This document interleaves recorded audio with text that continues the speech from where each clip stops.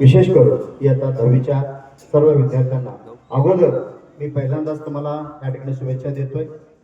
इयत्ता 9वीच्या विद्यार्थ्याकडून हा निरोप समारंभ जरी तुमच्यासाठी असला तरी आमच्याकडून हा निरोप समारंभ नसून हा एक फक्त या ठिकाणी तुम्हाला शुभेच्छा देण्यासाठी शुभेच्छा कार्यक्रम आहे असं म्हणायला काही वावगं पडणार नाही. मित्र, जेव्हा मी येऊन 1 वर्ष झालं पण तुम्ही 5वी पासून इथं आहात, माझ्याही पेक्षा तुम्हाला या शाळेचा अनुभव जास्त आहे. पण जेव्हा मी इथं आलो तेव्हापासून तुम्ही त्यावेळेला नवीला होता. तुम्हाला शिकवण्याचा जे काही आमची इच्छा होती, जे मानस होता होईल जेवढं तुम्हाला द्यायचं आहे तेवढं आम्ही देण्याचा प्रयत्न त्या ठिकाणी केलेला आहे. फक्त आता तुम्हाला पेपरच्या कालावधीमध्ये परीक्षामध्ये कुठल्याही प्रकारचा विचार मनात न आणता एक धाडसानं तुम्ही पेपर लिहून आम्ही जे काही तुम्हाला ज्ञानार्जन केलेलं आहोत ते कागदावर उतरवण्याचा काम फक्त आणि फक्त तुमचा. आणि तुम्ही निश्चितच चांगल्या पद्धतीनं कागदावर उतरवून ह्या शाळेचं नाव लौकिक तुम्ही कराल एवढं अपेक्षा या ठिकाणी मी व्यक्त करतो. आणि विशेष म्हणजे 10वीचे विद्यार्थी ज्या वेळेला क्लास टीचरची निवड आपल्या मीटिंगमध्ये चाललं होतं तेव्हा मला अगोदर बचा वर्ग मला दिला गेला होता, परंतु सरांनी म्हटलं की मला बचा द्या, तुम्ही अचा घ्या.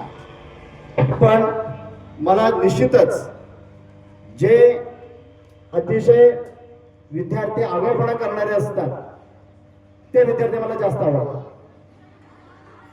का? चांगले विद्यार्थ्यांना घडवण्याचं काम कोणीही करू शकतं. कारण गेल्या वर्षी मी बघितलं की डायरेक्ट पेपरला आलेले काही विद्यार्थी होते, पण ह्या वर्षी ते जून पासून ते आतापर्यंत ते विद्यार्थी माझ्या नजरेस दिसतात. आणि त्यांच्यामध्ये जे बदल झालं ते बदल निश्चितच मला भारावून जाणार आहे. कारण प्रत्येक वेळेला अवच्या विद्यार्थ्यांना शिकवण्यापेक्षा त्यांना समजून सांगणं हा फार महत्वाचं काम होतं.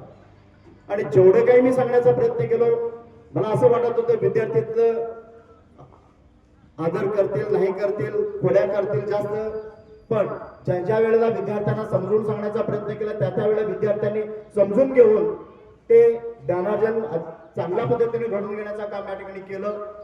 आणि अशाच पद्धतीनं तुम्ही जीवनामध्ये इथून जात असताना फक्त आणि फक्त शाळेला कुठल्याही पद्धतीचं गालबोट लागणार नाही एवढेच चिंता तुम्ही मनाशी बाळगायचं आहे. आणि शाळेचं नाव लौकिक तुमच्याकडनं व्हायला पाहिजे. आज आपण पाहतोय की अनेक लोक तुमच्याच गावातील एक विद्यार्थी UPSC परीक्षा पास होऊन तो किती मोठ्या थाटामाटामध्ये आपण या ठिकाणी त्याचं स्वागत करून त्याचा सत्कार आम्ही केला. तशाच पद्धतीचा सत्कार तुमच्यामधील ग्रुपमधील विद्यार्थ्यांचा सुद्धा आमच्या हातून व्हावा ह्यासाठी तुम्ही प्रयत्न करावं हे या ठिकाणी आवर्जून सांगण्याचा प्रयत्न मी या ठिकाणी करतो. आणि निश्चितच तुमचे ध्येय जे आहे ध्येयाकडे जात असताना फक्त आपल्याला भैरव व्हायचं. लोक काय म्हणतील, काय करतील, काय नाव ठेवतील याच्याकडे विचार न करता फक्त आणि फक्त माझं ध्येय जे आहे ते ध्येय गाठण्यासाठी मला काय करता येईल तेवढं प्रयत्न तुमच्या मनापासून करावा आणि चित्र ठेवा आणि निश्चितच यश तुमच्यापर्यंत येईल. खुर्चीसाठी काम नको आहे, आपल्या कर्तव्य म्हणून काम करा. प्रत्येक वेळेला मी सांगत असतो कर्तव्य म्हणून काम केलं तर त्या ठिकाणी पैशाचा विचार येत नाही. आणि ज्या ठिकाणी फक्त पैसा कमवण्याचं काम केलं जातो त्या ठिकाणी कर्तव्याला काम केलेलं आपल्याला दिसत नाही.